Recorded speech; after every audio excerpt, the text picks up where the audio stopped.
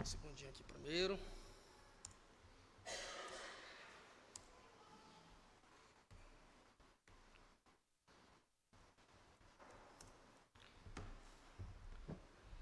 É o seguinte, eu não consigo fazer duas coisas ao mesmo tempo. Então, primeiro organizo aqui para depois cumprimentar os irmãos, porque senão eu continuo perdido ainda, né? Sem a minha esposa. Ela que me ajuda em tudo, até hoje.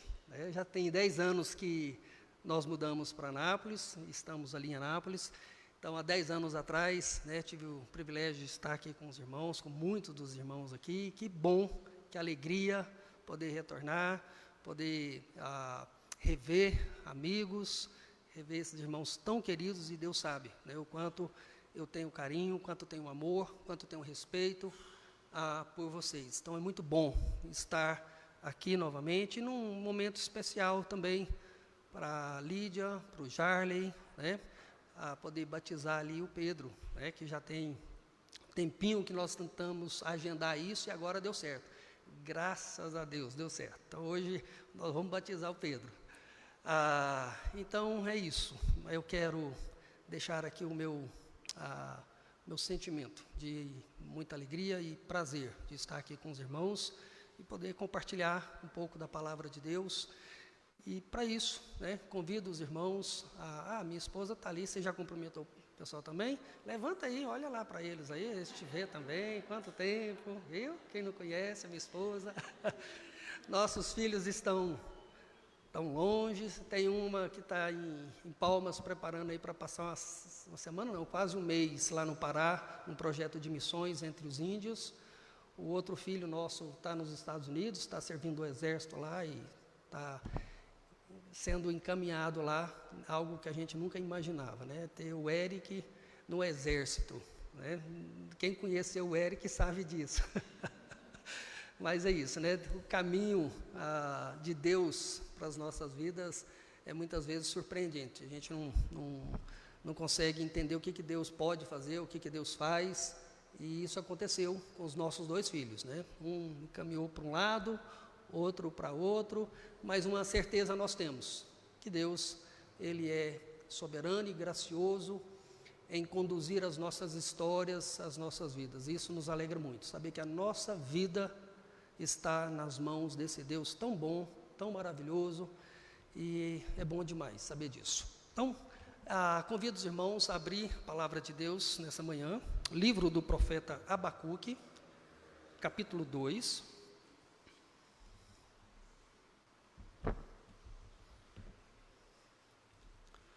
Profeta Abacuque, capítulo 2.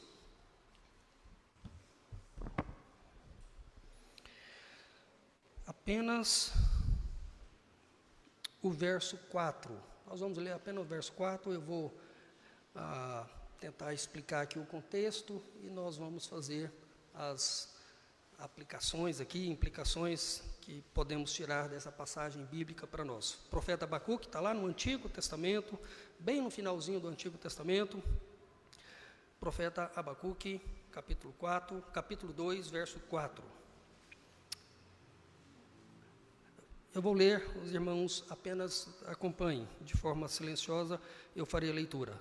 Diz assim a palavra de Deus: Eis o soberbo, sua alma não é reta nele, mas o justo viverá pela sua fé. Aqueles que acharam, vamos ler comigo agora, todos juntos. Eis o soberbo, sua alma não é reta nele, mas o justo viverá por sua fé. Vamos orar mais uma vez? Deus de graça, Deus de poder, de amor, de misericórdia, de justiça, de santidade, ajuda-nos, Senhor, a entender a Tua palavra, em especial essa porção, e que por meio do Teu Espírito, ó Deus, cada um possa compreender, ó Deus, as verdades que o Senhor tem para nos ensinar por meio dessa passagem bíblica. Que sejamos edificados, sejamos fortalecidos, sejamos consolados, sejamos, ó Deus, reanimados. E, acima de tudo, queremos, ó Deus, que o Senhor nos edifique para a glória do Teu próprio nome, para que assim, ó Deus, sendo fortalecidos na força do Senhor, no poder do Senhor, sejamos bênção na vida das pessoas que convivem conosco. Então, nosso desejo é ser instrumentos, ó Deus, da Tua graça para abençoar a vida das pessoas das quais o Senhor mesmo coloca em nossas vidas. Então, no nome de Jesus, amém. Pois bem, é interessante quando a gente lê essa simples frase que todos nós já ouvimos e vocês já leram e já viram, o justo viverá pela fé. E a pergunta que eu faço para cada um, para que a gente possa refletir antes de tentar compreender melhor isso aqui, é: o que move a sua vida? A Bíblia está dizendo aqui que o justo, que é uma pessoa salva, ele vive pela sua fé. Aí a pergunta que eu faço, eu preciso fazer essa pergunta para você: o que está movendo a sua vida? O que tem movido a sua vida? Você está vivendo basicamente pela sua fé, ou você está vivendo com base nas suas finanças? Está vivendo com base no seu trabalho? É o seu trabalho que move você? É a sua família que move você? São as suas emoções que estão conduzindo a sua vida? É a sua razão lógica das coisas que está conduzindo a sua história? O que, de fato, tem movido o seu coração, a sua vida, para fazer o que você está fazendo? O que tem sido aquilo que faz com que você viva? Porque é importante a gente repensar em nossa vida e avaliar se eu, ou se você, se nós estamos vivendo por essa fé em Cristo como Senhor e Salvador, o Todo-Poderoso, se é essa fé que está movendo a minha vida, que está conduzindo a minha história, ou se é o meu trabalho, ou se é a minha saúde, ou se é o meu lazer, ou se é isso, ou se é aquilo. Porque o que a Bíblia está dizendo é que o justo, e a palavra justo aqui literalmente se aplica à pessoa justificada. No Antigo Testamento é mais usual usar a palavra justo, no Novo Testamento a palavra mais usual é justificado, tanto é que o justo aqui, eu vou pegar um texto lá de Gálatas 2, verso 16, que diz: sabendo, contudo, que o homem não é justificado por obras da lei, e sim mediante a fé em Jesus Cristo, também temos crido em Cristo Jesus para que fôssemos justificados pela fé em Cristo, e não por obras da lei, pois por obras da lei ninguém será justificado. Então é uma passagem do Novo Testamento, mas que fala sobre todo e qualquer cristão, toda e qualquer pessoa que crê em Cristo, que crê em Deus nesse aspecto, tendo o Filho como o mediador da fé, é um justo. Então, quando aqui, no contexto de Abacuque, está dizendo o justo não é aquela pessoa que é boa em si mesmo, não é aquela pessoa que é habilidosa em si mesmo, não é aquela pessoa que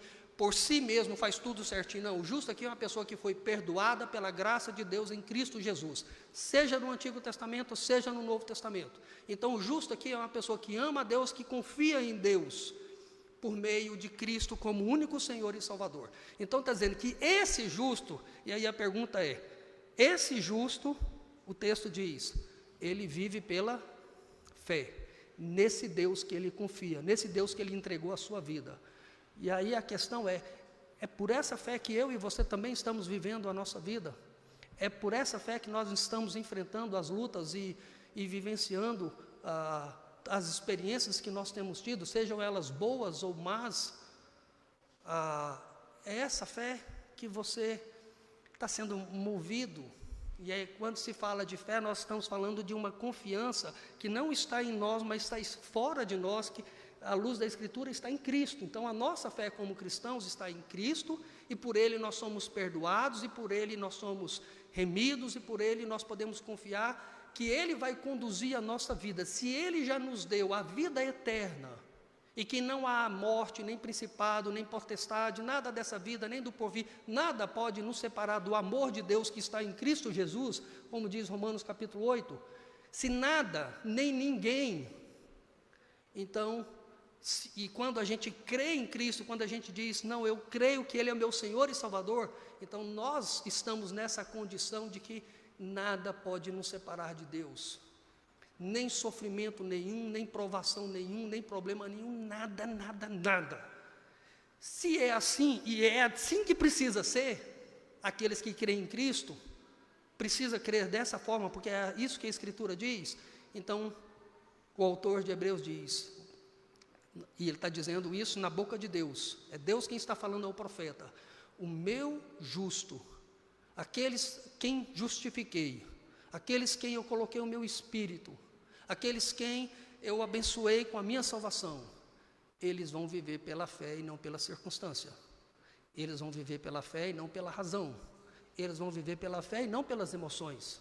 Eles vão viver pela fé, confiando em mim, em toda e qualquer circunstância. Então esse é o contexto. E quando a gente olha para o contexto de Abacuque aqui, para tentar entender melhor isso, né?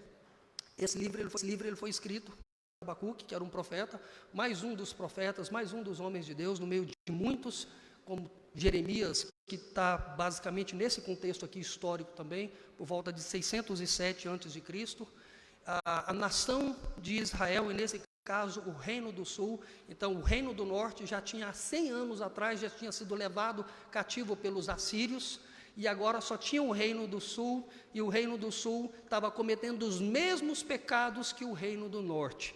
E Deus trouxe vários profetas, e um desses profetas, Abacuque também, dizendo para aquele reino, para aquela igreja lá no Antigo Testamento, dizendo, se vocês não se arrependeram do pecado de vocês, o mesmo que aconteceu com o reino do norte vai acontecer com vocês. Vocês vão ser levados cativos. Deus vai trazer a sua disciplina e vai trazer provação para a vida de vocês, e vocês serão levados para o cativeiro.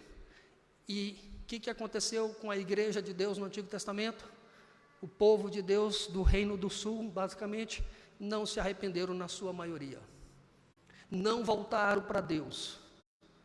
Então, a promessa, ou a profecia, e a promessa de Deus, por meio de Abacuque e de outros profetas, tanto Abacuque quanto Jeremias, vocês serão levados para o cativeiro. Então, Abacuque ele está pregando para o povo de Deus, dizendo o que ia acontecer. Então, ele está pregando antes do cativeiro. É interessante que Abacuque, provavelmente, ele profetizou isso antes, e ele vivenciou e viu.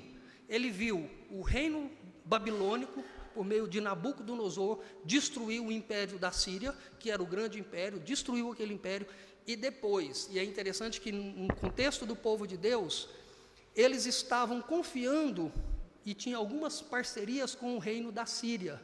Então a confiança de boa parte do povo de Deus, ali no Antigo Testamento, não estava confiando tanto em Deus, mas estava confiando na ajuda da Síria. Então Deus manda o imperador, levanta Nabucodonosor diante do império babilônico, destrói o império da Síria, e agora caminha para Jerusalém, caminha para Israel. E aí justamente nesse contexto que Abacuque, olha aqui comigo no capítulo 1, ele começa aqui, a sentença revelada ao profeta Abacuque. Aí nós vemos, capítulo 1, verso 2, a oração de Abacuque. Aqui começa a primeira oração dele.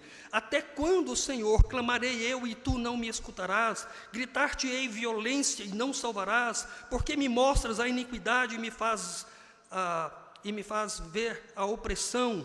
Pois destruição e violência estão diante de mim, há contendas e o litígio se suscita. Por esta causa a lei se afrouxa e a justiça nunca se manifesta, porque o perverso cerca o justo e a justiça é torcida. E aí, até o verso 6, verso 5. Vede entre as nações, olhai e maravilhai-vos e desvanecei, porque realizo em vossos dias obra tal, que vós não crereis quando vos for contada. Verso 6. Pois eu que suscito os caldeus, nação amarga e impetuosa, que marcham pela largura da terra, para apoderar-se de moradas que não são suas. O profeta Abacuque ora, verso 2 até o verso 4, e Deus responde ao profeta a partir do verso 5. E a resposta de Deus é, Abacuque ora, Senhor, o povo aqui, o teu povo, está vivendo uma injustiça tremenda, e é justamente isso que causava no meio do povo. eles tinham virado as costas para o verdadeiro Deus, estavam praticando idolatria e estavam praticando uma injustiça social. Todas as vezes que o povo se volta contra Deus, se vira contra Deus, acontece essa questão também da imoralidade e da injustiça social praticada no meio do povo de Deus. Isso estava acontecendo em Israel, no Reino do Sul. E aí o profeta está dizendo, está acontecendo tudo isso, e de repente ele entendia que o reinado de Nabucodonosor, os caldeus estavam se aproximando, ele ora a Deus, e Deus está dizendo, Abacuque, eu ouvi tua oração e deixa eu te dizer, eu estou levantando os caldeus. Esse povo ruim, esse povo amargo, eu estou levantando eles. Sou eu quem está levantando eles, e são eles que eu vou usar como vara para disciplinar vocês. Então, quando Deus responde dessa forma, e a resposta vai do capítulo, do verso 5 até o verso 11, aí nós temos capítulo 1, verso 12, até o capítulo 2, a oração novamente de Abacuque. Aí eu quero ler com vocês no capítulo 2, verso 13. Capítulo 2, verso 13, que diz: Não vem do Senhor dos exércitos que as nações labutem para o fogo e os povos se fatiguem em vão. E ele, nessa parte aqui da oração, ele está literalmente dizendo e tendo plena consciência sobre o julgamento de Deus. Então o profeta tem plena consciência do julgamento de Deus sobre a sua própria nação.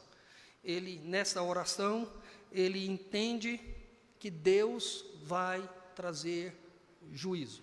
E aí é interessante que a partir do capítulo 2, do verso 2 até o verso 20, nós temos aqui a resposta de Deus. Então, já que o povo vai passar por provações, já que o povo vai ter que enfrentar um grande exército, o povo vai ter que passar literalmente por um cativeiro de 70 anos, longe da sua terra, o templo seria destruído, seria um caos no meio da nação, e a pergunta é, então, como que a gente vai viver? E Deus mesmo diz como é que eles vão viver. Capítulo 2, verso 4, a resposta de Deus é: Eis o soberbo, a sua alma não é reta nele, mas o meu justo, ou o justo, viverá por sua fé. A grande questão que Deus responde para Abacuque, diz como é que nós devemos viver. Então, nesse versículo, capítulo 2, do verso 4, é Deus dizendo ao profeta como é que os salvos, como é que os cristãos, como é que os crentes em Cristo Jesus devem viver desde aquela época, 600 anos antes de Cristo. Como é que eles devem enfrentar os desafios, como é que eles devem enfrentar as provações, como é que eles devem viver a vida deles enquanto estiverem vivos aqui nessa terra. E ele diz, tem que viver pela fé. E viver pela fé aqui nos leva a poder pensar, pelo menos em duas questões básicas que eu quero compartilhar com os irmãos nesse momento, sobre o que significa, pelo menos, viver pela fé. E aí eu quero ajudar você a entender esses dois aspectos aqui que são imprescindíveis. Eu sei que poderíamos falar de inúmeros pontos, inúmeros princípios aqui sobre viver pela fé, mas eu quero destacar pelo menos dois sobre o que significa ou o que implica em viver pela fé, e você avalia o seu próprio coração se é assim que você está vivendo, porque a Bíblia está dizendo, tem que viver pela fé, e a pergunta é, nós estamos vivendo pela fé? Você está vivendo pela fé? Ou você está vivendo mais pela razão, pela emoção, pelo seu trabalho, pela sua família? E aí é claro que não tem problema ter emoção, não tem problema ter razão, não tem problema o trabalho, o problema é quando isso se torna o objeto da minha fé, em primeiro lugar. E isso não pode acontecer. Em primeiro lugar, o objeto da minha fé, a confiança da minha fé é no Senhor. E aí com o Senhor eu vou usar a minha razão, vou usar as minhas emoções, vou usar os meus recursos, vou usar a minha família, vou usar tudo da maneira correta, com a fé em Deus. Mas quando eu não compreendo isso e coloco a minha confiança na minha família, a minha confiança no meu dinheiro, a minha confiança na minha saúde, aí complica tudo. A minha confiança no governo, nós temos passado por dias difíceis e complicados ainda, e tem muitas coisas ainda para acontecer, e a grande questão é, onde estamos colocando a nossa fé? E como é viver pela fé?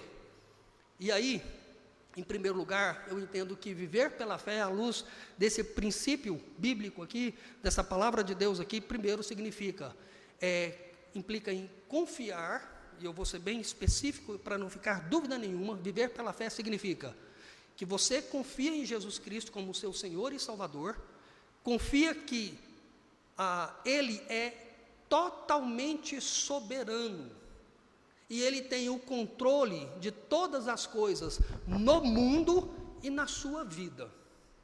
Viver pela fé significa que você entende, você acredita, você não sabe explicar como, você não tem compreensão como que essas coisas acontecem, porque isso vai além da nossa razão, mas você acredita de tal forma que você confia a sua vida, que há um Deus que é todo-poderoso, que Ele te ama e Ele já te deu a vida eterna, e Ele é soberano sobre tudo nesse mundo e sobre a sua vida que está nesse mundo. Isso é viver pela fé. E aqui, deixa eu mostrar que é justamente nesse sentido aqui, quando a gente olha para esse texto, né, que quando Deus diz para Abacuque, o justo viverá pela fé, qual que era o contexto diante de Abacuque? Os caldeus chegando, caldeus ou babilônicos, eles estão se aproximando, vão destruir, na verdade, em 3 levas. A primeira, se eu não me engano, em 610, eu sou meio fraco de datas aqui. A primeira em 605. Em 605, Nabucodonosor leva a primeira remessa para a Babilônia. Quem que está junto? Daniel, Sadraque, Mesaque, Abednego e muitos outros vão para a Babilônia. Ali não tem muita matança, simplesmente ele chega lá, há um acordo, leva um grupo para lá. Aí, em 597, já tem uma outra guerra. E por último, em 586, quando eles tentaram resistir a Nabucodonosor, porque havia falsos profetas, e os falsos profetas diziam: não, vocês vão resistir, não, vocês podem resistir, não, vocês podem resistir. E os profetas verdadeiros, como Abacuque e Jeremias, dizendo: não resista, não adianta lutar. E aí o rei ouviu os falsos profetas, tentou resistir, e o que aconteceu com Israel, com o Reino do Sul? Foi totalmente destruído, o templo foi totalmente destruído, o povo foi massacrado, porque deu ouvido a falsos profetas.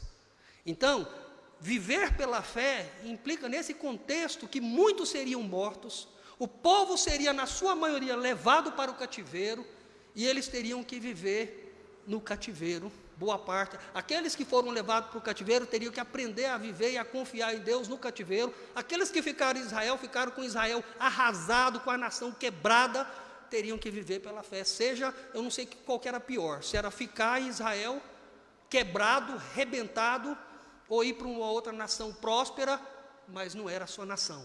Difícil, né? De saber o que era. Os dois são ruins, os dois são complicados. E Deus está dizendo: mas o meu justo. E é interessante que em Abacuque 2,4 ele fala: o soberbo e o justo. O soberbo, e é interessante nesse contexto, nós estamos falando aqui no meio do povo, é uma palavra de Deus para o povo. Diz: o soberbo, minha alma não é reta nele, mas o meu justo viverá pela sua fé. Então há a ideia de soberbo, de orgulho, de você tentar fazer as coisas do seu jeito, e isso é soberba, ou orgulho, ou você tentar fazer as coisas do jeito de Deus. E aí a promessa é essa: o meu justo vai viver pela fé. E dentro disso, e viver pela fé implica literalmente nessa confiança. E aí quando a gente vê alguns exemplos daqueles que foram levados para o cativeiro, por exemplo, né, pensando aqui na vida de Sadraque, Mesaque e Abednego, estão vivendo no cativeiro, na Babilônia, e por uma revelação que Deus trouxe a Daniel, que revelou o sonho de Nabucodonosor, eles assumiram cargos importantes na Babilônia, estavam vivendo do bem e do melhor, mas de repente um imperador babilônico, Nabucodonosor, manda fazer uma estátua, e quem não adorasse diante daquela estátua seria jogado no fogo. E quem que não adora? Pelo menos é dito na escritura aqui, Sadraque, Mesaque e Abednego. Provavelmente Daniel não estava naquele contexto, porque ele também não ia adorar, ou estava num cargo que não foi lhe exigido adorar. Mas provavelmente havia muitos outros israelitas que tinham sido levados para lá, e que a Bíblia não fala que eles não adoraram. Fala que mesmo no cativeiro, muitos judeus se prostraram diante de um falso Deus. Mas havia 3 homens que falaram: nós não vamos. Então vocês vão morrer. Então pode matar. Isso é viver pela fé. E eles foram lançados na fogueira, mas houve uma graça maravilhosa do próprio Deus em Cristo ali, uma teofania, apareceu, livrou eles. Lá na frente nós temos Daniel, provavelmente já velho, e também, mais uma vez, ele não cumpriu a lei e fala: Daniel vai ter que ser jogado para os leões. E Daniel, então, me joga, porque eu não vou também adorar, não vou voltar contra meu Deus. E mais uma vez, a gente vê a mão de Deus cuidando do povo dele em meio ao cativeiro. Então, viver pela fé significa enfrentar, sim, todo e qualquer tipo de desafio que tivermos que enfrentar, confiando que o Deus que nós colocamos a nossa fé nele, que é o Salvador, que já nos deu a vida eterna, Ele é o Deus que, se Ele quiser, Ele vai poupar a nossa vida nessa vida. Que se Ele quiser e for da vontade dEle, Ele vai nos guardar, Ele vai nos dar força para enfrentar, Ele vai fazer o que Ele quiser, porque a história dEle, a minha vida é dEle. Viver pela fé parte desse princípio de ter essa confiança. É interessante que quando a gente olha para o Novo Testamento, essa frase ela é tão importante que ela é citada 3 vezes pelo apóstolo Paulo nas suas cartas. Ela é citada em Romanos, o justo viverá pela fé. Ela é citada em Gálatas, o justo viverá pela fé. E ela é citada em Hebreus capítulo 11. Em Hebreus capítulo 11 eu vou ler, verso 38. Mas o meu justo viverá pela fé. E se retroceder, dele a minha alma não se agradará. Nós, porém, não somos dos que retrocedem para a perdição, mas somos da fé para a preservação da alma. Então, quando nós olhamos para o Novo Testamento, fazendo uma retrospectiva daquilo que Deus falou por meio do Abacuque, é a mesma verdade para o povo de Deus no Novo Testamento, portanto, é a mesma verdade para nós.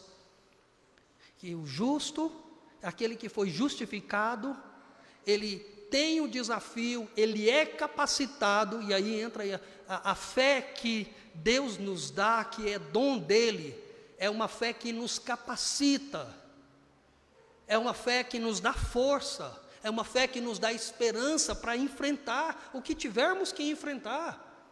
E às vezes eu falando aqui, mas esse negócio, será que é fácil assim? Não, não é fácil não. Mas é justamente porque não é fácil, e essa fé que é algo que vai além da razão, ou vai além das emoções, e eu gosto de estar reafirmando isso, porque muitas vezes nós vivemos pelas nossas emoções, muitas vezes nós somos aprendidos, nós somos ensinados desde pequeno, é uma questão cultural, uma questão familiar, da gente viver com base na razão, com base nas emoções, com base do que nós vemos, e a fé é mais do que isso. E uma pessoa que é agraciada do Deus com essa fé, com esse dom, é capacitado inexplicavelmente a fazer, eu vou fazer o que Deus está mandando. Aí é uma luta no coração, porque as emoções estão dizendo, não faça, não. Mas fala assim, mas é o que a Bíblia está dizendo, então eu vou fazer. É nesse aspecto que nós somos movidos, e isso é sobrenatural. A emoção é natural, a razão é natural, mas a fé não é natural. A fé é sobrenatural. Nós não sabemos explicar e não conseguimos explicar muitas questões da nossa vida, mas a gente sabe que é assim, porque há um Espírito Santo que habita em nós que diz, é isso. Então é nesse aspecto que nós devemos viver pela fé, e quando esse viver pela fé, então, portanto, tem a ver com essa confiança plena, como diz Jó 42, 2, lembra? Jó 42, 2, Jó está no final da vida, está no final do livro. Ele havia perdido os seus 10 filhos, ele havia perdido todos os seus bens, ele havia perdido toda a sua saúde, né? O corpo dele estava todo arrebentado com uma enfermidade, e diante de todo o contexto ali, com os seus amigos criticando ele, falando que ele havia pecado, e ele se colocando diante de Deus, e aí ele começa a conversar com Deus e questiona algumas coisas a respeito de Deus, e é tudo isso lá no início do livro de Jó. Deus diz que não havia nenhum homem como Jó, justo, íntegro e reto de coração, que se desviava do mal. E Deus deixa uma desgraça total acontecer na vida dele, na história dele, na família dele. Para que Deus deixa que isso aconteça? Ou por que Deus fez isso acontecer? Nem por que Deus permitiu, Deus fez isso acontecer na vida dele. E Deus fez isso justamente para ficar registrado, para que toda a história depois a gente pudesse olhar para esse livro e dizer, Deus é dono de tudo e de todas as coisas. Então Deus faz a história, trabalha na vida de pessoas e famílias, e essas questões foram escritas, inspiradas por Deus, para a gente olhar 2.000, 3.000 anos depois, olhar para isso e dizer, isso aconteceu, aconteceu. E aí Jó, no final do livro, nada tinha mudado, só uma conversa que ele teve com Deus e Deus com ele. A resposta de Jó, em 42, verso 2, ele diz, bem sei que algumas coisas tu podes. É isso que Jó diz? Que Deus pode algumas coisas? O que Deus pode? Todas as coisas. Bem sei que todas as coisas tu podes. E que alguns dos teus planos, só alguns que vão ser frustrados. Na tua suprema soberania tem alguns planos que não vai dar certo para o senhor não. A maioria vai, mas alguns. É isso que ele diz? Nenhum dos planos, nenhum dos propósitos de Deus vai ser frustrado. E Deus tem um propósito que vai além da nossa mente, além do nosso coração, para cada um de nós. Deus tem um propósito para cada um de nós. Ele tem um propósito, isso é tão claro na Escritura que o Salmo 139, verso 16, mostra que Deus tem um propósito para cada um de nós, porque lá no Salmo 139, verso 16, diz que Deus nos viu a substância ainda informe, e no teu livro foram escritos alguns dias. Alguns? Todos os dias. Escritos e determinados, quando nenhum deles havia ainda. Então Deus tem um plano e um propósito para o meu nascimento e para a minha morte. Então, dentro de tudo isso, dessa consideração de quem Deus é, e Deus entende e presume, olhando para nós, diz, vocês acreditam nisso? Se vocês acreditam nisso, então vivam pela fé, nesse Deus que tem tudo sob o controle dele, nesse Deus que tem um propósito muito específico para cada um de nós e que nada disso vai mudar, ninguém pode mudar. Então, é nessa perspectiva que viver pela fé, em primeiro lugar, significa eu confio, ainda que eu não entenda, ainda que eu não tenha um sentimento perfeito dessas coisas, como que isso funciona, mas eu confio que Ele controla todas as coisas, controla todo mundo, e que Ele controla a minha vida nesse mundo. E é isso que a Escritura nos leva, toda a Escritura nos leva a entender e a confiar nesse Deus. A pergunta, é assim que você está vivendo pela fé? É assim que você tem enfrentado as suas lutas, os seus problemas, as situações difíceis? Porque é assim que deve ser. E é interessante que quando fala viver pela fé, significa, em termos de aplicação, rejeitar aqui 3 tipos de fé não bíblica. Então, deixa eu considerar com você aqui, 3 tipos de fé não bíblica. 3 tipos de fé não bíblica. Então, aí você vê se você, em algum momento, a gente acaba caindo numa delas. Um primeiro tipo de fé não bíblica, que muitas vezes a gente cai, se chama fé conveniente. Fé conveniente é aquela fé que você obedece quando é conveniente. Quando está tudo ok, quando está tudo certinho, você faz tudo certinho. Quando é conveniente, você faz. Quando não é, aí você não faz. Então, você toma cuidado. Se você está sendo conveniente em alguns momentos, porque tudo ao seu redor está ok, está te levando a ser conveniente, mas quando não é, você foge disso, então, essa não é a fé bíblica. A segunda, fé covarde. A fé covarde, justamente, é você obedece se for seguro. Se não for seguro, eu não vou obedecer, não. Se eu estou no meu trabalho, será que é seguro no meu trabalho? Alguém está falando alguma besteira aqui e, de repente, será que eu vou me expor aqui de falar que sou contra isso, que não sou a favor disso? Ah, mas não é seguro fazer isso.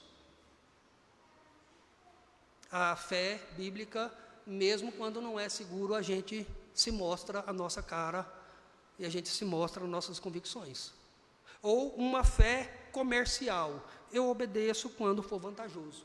Se isso for vantagem para mim, se isso for para me abençoar, eu vou obedecer. Se não, eu não vou obedecer.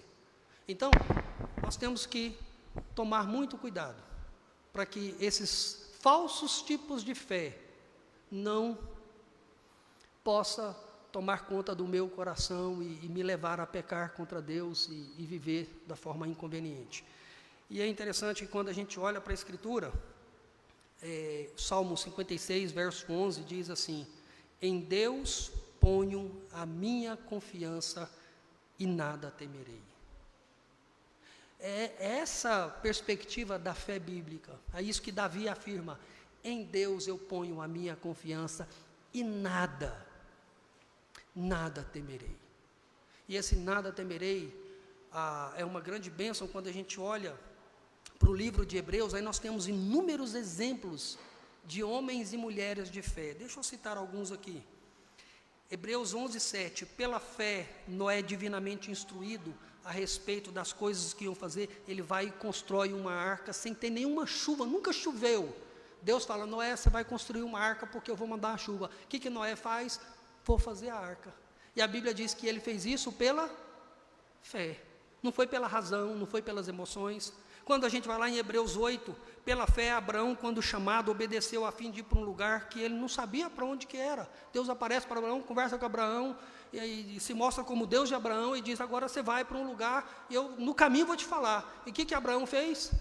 Eu vou. O que talvez a gente faria se a gente começasse a racionalizar? Não, calma aí, deixa eu ver esse plano aqui, deixa eu ver o mapa, deixa eu ver para onde que eu estou indo, porque sair assim sem rumo nenhum, isso não é racional, isso não é emocional, mas é fé. E Abraão foi pela fé. Quando a gente olha em Hebreus 11, 27, pela fé Moisés abandonou o Egito, não ficando amedrontado com a ira do rei, pois permaneceu firme como quem vê aquele que é invisível. Quando Moisés vai lá no Egito e sai com aquele povo, a Bíblia está dizendo que Moisés tinha fé que Deus ia cuidar deles naquela caminhada. E cuidou, abriu o mar vermelho, eles passaram a pé enxuto e trouxe o mar sobre todos os carros e as carruagens ali do rei e acabou com eles. A Bíblia diz em Hebreus 11, 29, pela fé os israelitas atravessaram o mar vermelho como por terra seca. Hebreus 11, 32, e o que mais direi? Certamente me falta tempo necessário para falar de Gideão, de Baraque, de Sansão, de Jefté, de Davi, de Samuel e dos profetas, os quais por meios da fé conquistaram reinos, praticaram a justiça, obtiveram promessas, fecharam bocas leões, extinguiram a violência do fogo, escaparam de ser mortos à espada, da fraqueza tiraram força, fizeram-se poderosos na guerra, puseram em fuga exércitos estrangeiros pela fé. Então a fé, ou viver pela fé, implica não apenas a resistir às opressões, mas ter coragem para enfrentar as coisas que temos que enfrentar. E essa é a beleza do ser justificado em Cristo Jesus, porque nós temos essa fé que move o nosso coração para viver uma vida que possa fazer diferença na vida dos outros, que possa glorificar a Deus e ser uma grande bênção. Então esse é o desafio que nós temos, viver pela fé. Na verdade, quando se pensa em termos de questões básicas para nós, o que eu faço, como é que eu lido com essa questão da fé? Então, em primeiro lugar, viver pela fé nos capacita a não temer.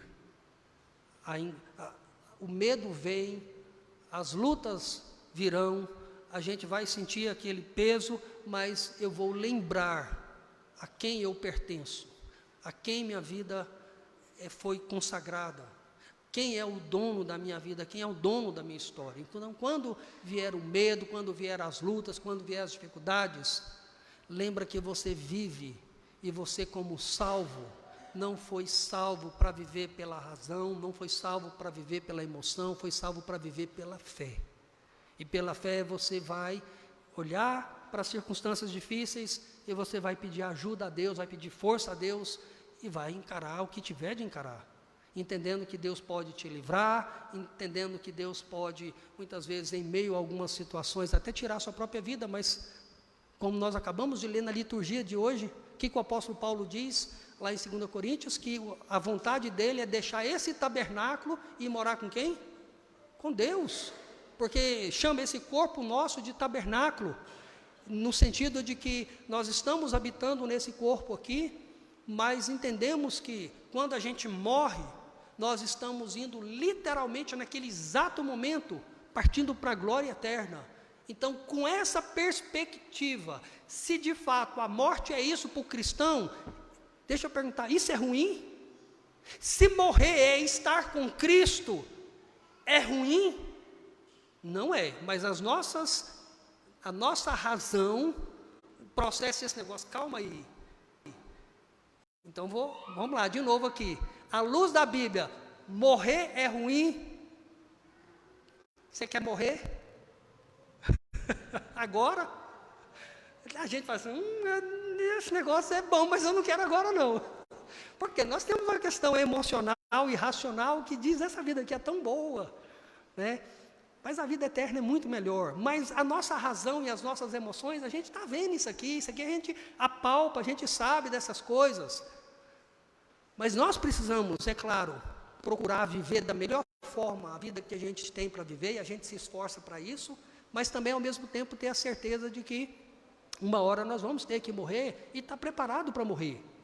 E a gente não prepara para morrer no sentido de que, não, quando eu estiver morrendo eu vou me preparar. Você prepara para morrer enquanto você está vivendo. A cada dia você está assim, Senhor, minha vida é do Senhor. Senhor, minha vida está nas Tuas mãos. Porque quando a morte chegar, e às vezes ela manda aviso, às vezes não manda aviso. Tem para determinadas pessoas que têm os avisos, para outras não tem aviso, as coisas acontecem. Porque faz parte dos planos de Deus e a gente precisa nós nos enquadrar nos planos de Deus e não Deus nos nossos planos. Então, viver pela fé significa isso. Viver pela fé significa aproveitar as coisas boas e viver as prosperidades, por que não? As coisas abençoadas que Deus tem nos dado. A prosperidade de ter uma família saudável, de ter um negócio saudável, de ter um trabalho saudável, de poder ter um lazer saudável, de poder curtir as coisas boas que Deus tem nos dado, entendendo que isso é bênção de Deus. Viver pela fé significa, e é interessante que o apóstolo Paulo, ele diz isso em Filipenses, aprendi a viver contente em toda e qualquer situação, tanto sei humilhado, passar fome, necessidade, como eu também sei desfrutar das coisas boas. Se Deus tem me dado coisas boas, eu vou desfrutar. Se Deus tem derramado as bênçãos, eu vou desfrutar. Mas se Deus tira as bênçãos, eu vou confiar nele e vou seguir minha vida com ele também. Porque eu não dependo das bênçãos.